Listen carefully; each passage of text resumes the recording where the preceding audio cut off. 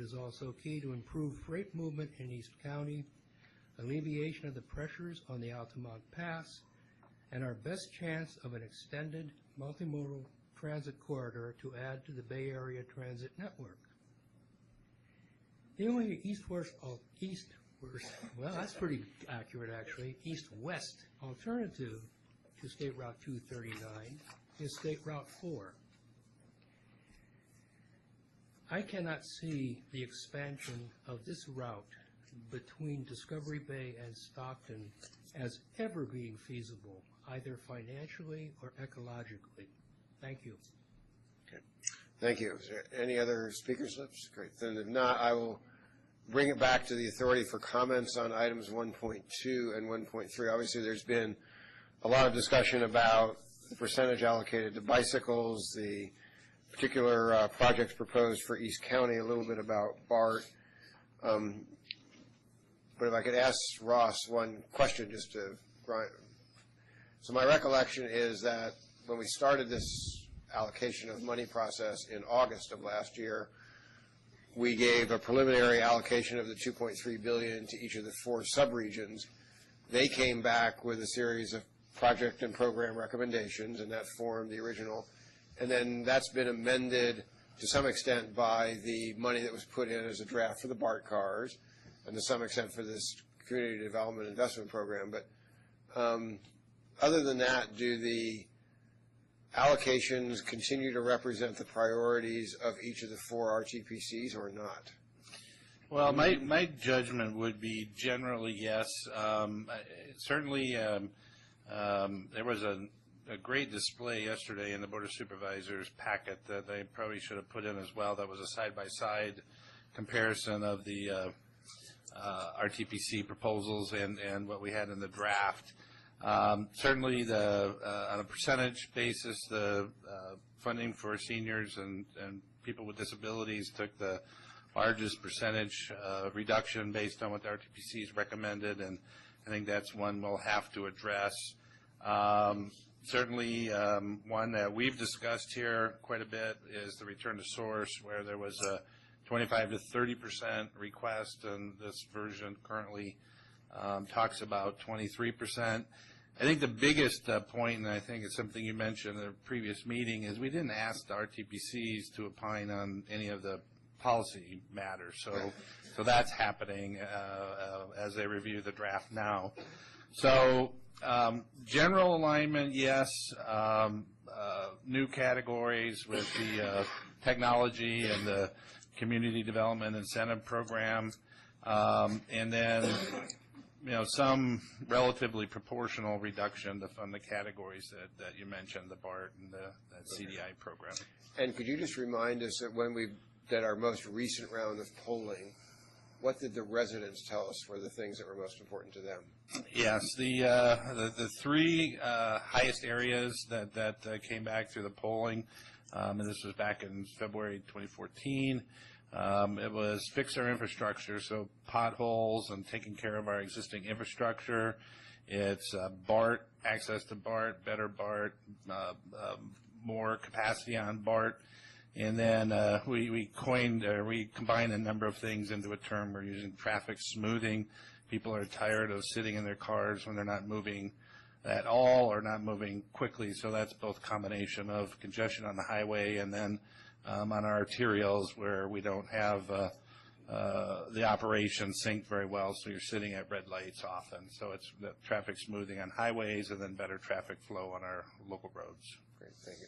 And I know some of speakers are leaving and getting late, but I just wanted to thank everyone who took the time to come out this evening to speak. It's very much appreciated to hear so many folks come out and talk to us and tell us what your impressions are. And now I'd like to get comments from authority members. Chair Tatson, if you don't mind, what would be helpful if to get the feedback, maybe to break it down a little bit. One of the I should have said this earlier.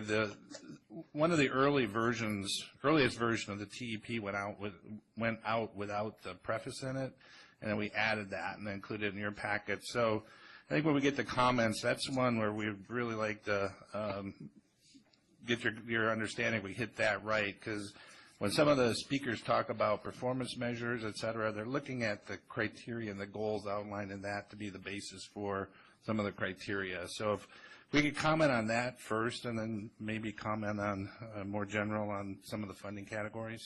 Okay, so comments on the preface. Commissioner Abelson.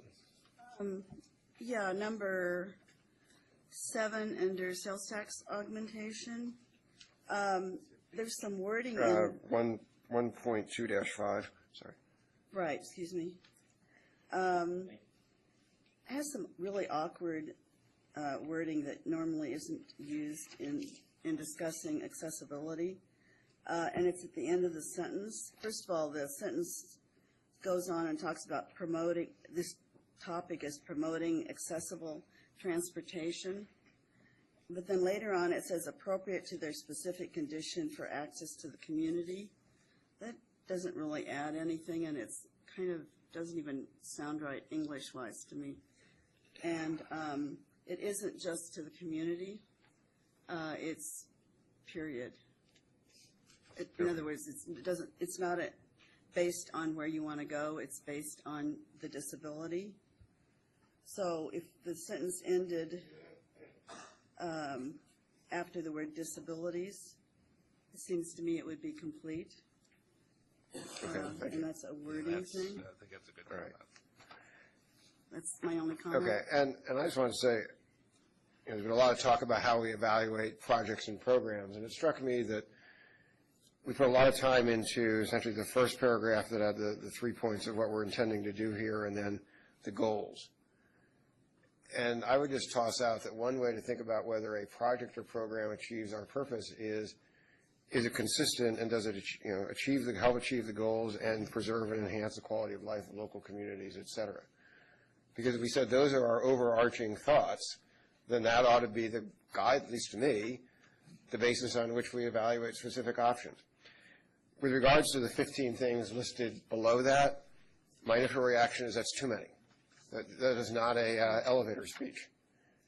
And the preface, in my view, needs to be something that's sort of more succinct. So even if it's keeping the 15 but trying to summarize into some 4 or 5 higher level categories with some subpoints, I think that would help. I have a hard time reading through this and having any sense of what I've read by the time I got through number 15. Maybe that's my age, but.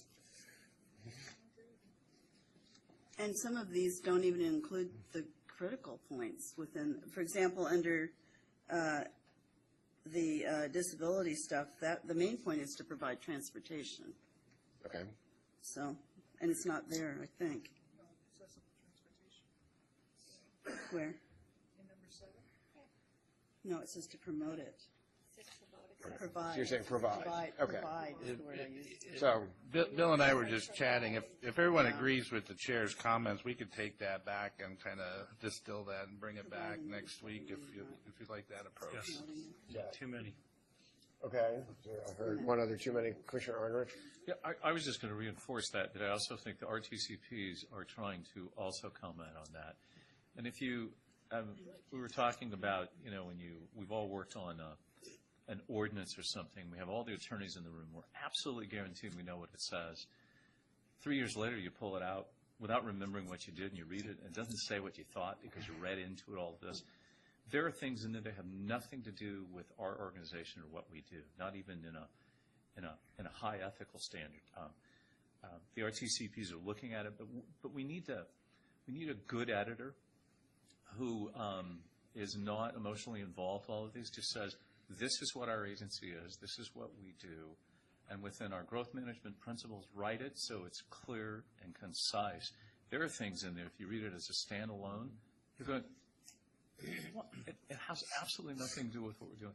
And that's going to get us sideways. It's going to be as diverse as what we heard tonight from people and what we're hearing on a daily basis, that we need to be a little bit more focused. And that's the point of getting that input, is to focus. So I hope we really come out with a cleaner, simpler version.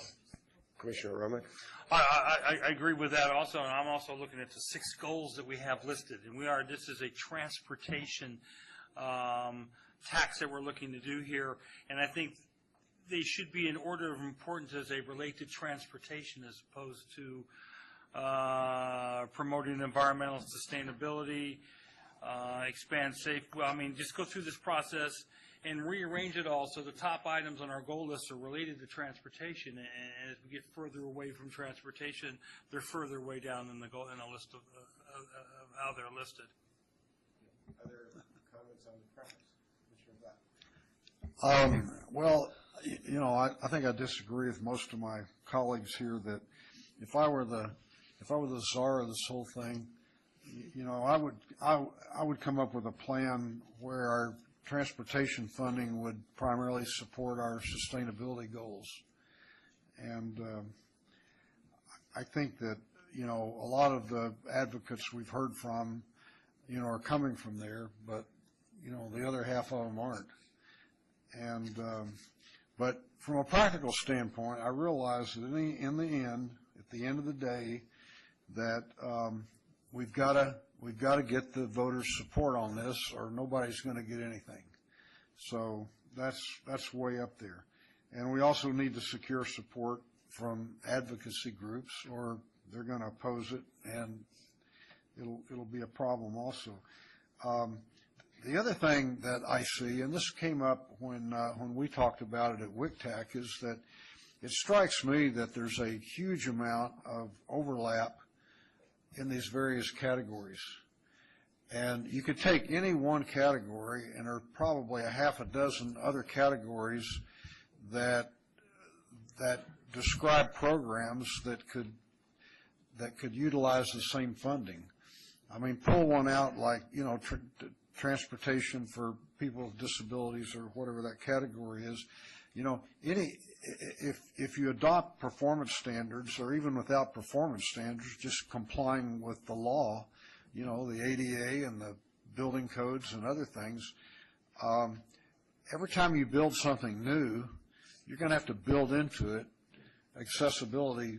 You're going to have to build it to accessible standards. And so, you know, having a separate category for that, I mean, I think that's fine, but it's just an example of where there's a huge amount of overlap. And when we discussed this at WICTAC, you know, people were talking about, well, I want to pull out of this category and put over here, I want to create a new category. And I was the only one at WICTAC that voted against it because, you know, I just thought at the end of the day, you know, we need to maintain flexibility. And I think that's really important. And trying to design a program that's built around very specific programs and end uses is I think it's confusing, and it's going to continue to be. So I could just, for my own edification, ask you a follow-on question.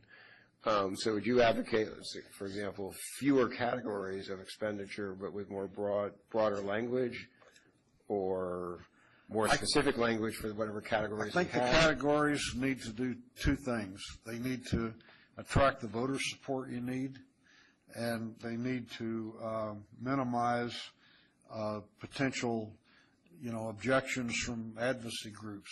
I think whatever makes the voters happy and makes those groups happy, that's what we want to do.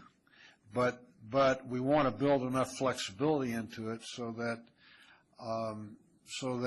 20 years from now, when everything's changed, we can do what we have to do with the money, and you know, we won't be stuck with, you know, building buggy trails or something like that. Commissioner Taylor. Yeah. And Commissioner Durant. I'd like to start out with say I'd like to be perfectly clear on how we really address these issues, because they are not perfectly clear. I think every group out there has a point, and I think the flexibility of listening, but then the combination of how we put it all together will be pretty complex, but it also has to be clear to the voting public.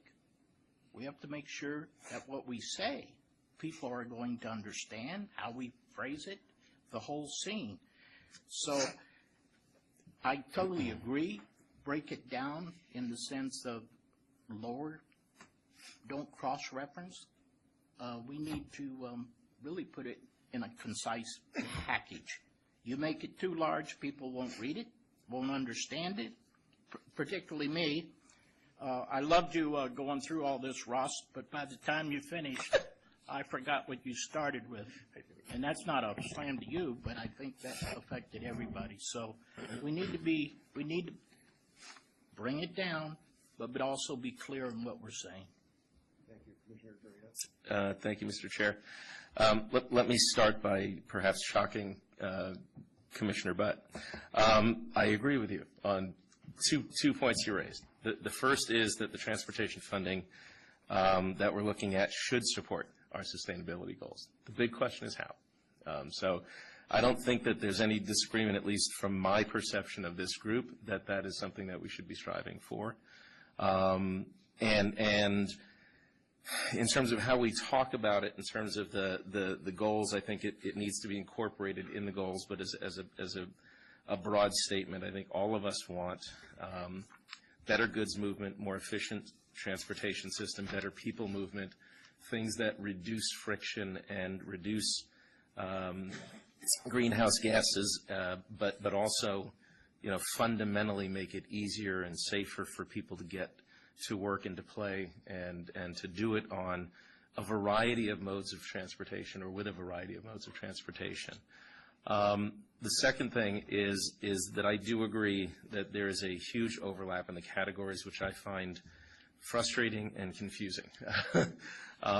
For example, and I've said this in prior meetings, but I want to reiterate it, I don't know what the magic is to 5% with respect to pedestrian and bike and trail facilities, or how we got to the notion that that magic number means something, particularly in the universe where those same infrastructure improvements can also be, and frankly are also, incorporated in what our local cities do with respect to their streets today. Our Complete Streets program always incorporates pedestrian, bicycle, and trail facilities wherever there are trails, but certainly pedestrian and bike facilities where there aren't. And so the real question for me becomes whether the notion that 5% is somehow it's separated from what we do with the rest of our street improvements on a local level. I also recognize that there are cities that do better at this and that there are cities that do worse at it. And so there's a part of me that thinks that rather than have a sort of dialed in, locked in, line in the sand on 5% for a categorical countywide pedestrian, bicycle, and trail facility program, that maybe we're looking at it the wrong way. Maybe what we want to be doing is allocating portions of major streets and complete streets grants and local street and maintenance improvements in ways that make those kinds of dollars available to cities who are willing to invest in those ways. Because let me just be really sort of blunt in this. If we put more money into this as a category, and as much as I love Concord, if all of the money goes to Concord, because many of you, most of you who spoke on this are from Concord, I got a problem. My city does really well in this category. Why do I want to fund Concord doing it when they haven't so far to the same extent, if that's in fact true, right? So I think we kind of have to get past the line in the sand thing. Those of you who were here last time heard me say it. We're at the point in this process where we need to get past arbitrary lines, define what it is we're trying to achieve by them, and work toward making sure that we can fundamentally achieve what we're looking for. And I 100% support, doing all of the good things that we're talking about. I think bike lanes are great things. As I said, we've done in Pleasant Hill, we've done a great job adding them where we can. We made a huge effort and investment in doing it on Buskirk Avenue when we did that $9 million, $10 million project. And so I think there are ways, and I'll try to keep this brief, but so fundamentally I think part of this is that we're trying to slice the pie into too many small buckets and not trusting that on a local level, the local jurisdictions will do the right thing for the more regional infrastructure system. And so the big question for me would really come down to, as we sort of futz with the percentages, right? If we're gonna add to pedestrian, bike, and trail facilities, where does it come from? whose ox gets gored? Do we take it from local streets and maintenance improvements, which means that you might actually end up with fewer bicycle lanes and pedestrian facilities being funded from that particular bucket? I don't know that that's the better societal answer, but I think we need to get to the specifics of those and not just sort of staking territory on percentages. But otherwise, conceptually, I agree with those two points you raised. Great, thank you. Commissioner Hudson? Yeah, I don't want to get away from the preface, the initial draft. I think that's what you're on. I think everything that we need to say is in there. I just don't, to echo what you've heard before, I think you need to go back and, this is usually the point I dump it all on Don and say, whatever you tell me. I mean, between David and Don, they wordsmith, but it comes out right. So, I mean, why fool with it? After that, the comments on preface, I'd gladly jump into this, but I'd rather stay with the preface until we finish it. Are there any other comments on preface before we then move on to the Commissioner Glover? Thank you. I think that this is a good job and a great first start, but there's some, you heard a lot of comments tonight that really talked loudly about routes of significance, and 239 was brought up on many occasions from most speakers that spoke, and so I just want to make sure that we've heard that and that we take a close look at that as we go forward, because it's key to trying to garner the support that we're going to need from that region. It's going to be key and very important, as well as the fact, you know, we have all the categories here has some tie to economic development, but not directly. An initiative that the Board of Supervisors has out there now is the Northern Waterfront, and we need to find a way, if it's incorporated in here somewhere, it doesn't stand out to me. And I think that we need to make sure that we're looking at that as a great opportunity, not for any particular region in the county, but the county as a whole. So those are two things that I'm very concerned about, and that we need to make sure that they're in here somewhere, because to be able to go out and generate the type of excitement around this measure, I got to have some tools to work with. Well, and since this is a measure where we're asking people to pay on top of what they're already paying, and you just love people who wordsmith things, but of those 5 goals or 6 goals, however we end up, I would start with the word enhance, efficient, safe, and reliable movement, growth, manage growth, enhance the management of growth, enhance, safe, convenient, and exportable. The way it's written now, it sounds like we either haven't done anything or we're going to just start doing it. And in order to, because that's going to be one of the criticisms, is we're asking for money on top of what we're already have asked for and have done well. But again, to make this grab the voter, they need to see that it's going to be more than what we've done. And I know, you know, words get boring, but I always think the word enhance is, you know, and you can come up with another one, but people have got to see that they're getting more than what they're already paying for. Why don't we move on, or did you have another comment on the preface? Yeah, it's very simple. When staff came to WICTAC originally, they talked about regional balance, and I believe it may have happened with all the groups. But when I get to this document, it's gone, or, you know, it's not here. So if we could add the words regionally balanced, perhaps in the first sentence or wherever somebody thinks it's appropriate, so that people throughout the county realize that there's regional balance going on, that would, I think, be helpful. Thank you. And Commissioner Simmons and then Commissioner Glover. Yeah, Chair Tatson, I may take your initial suggestion a step too far.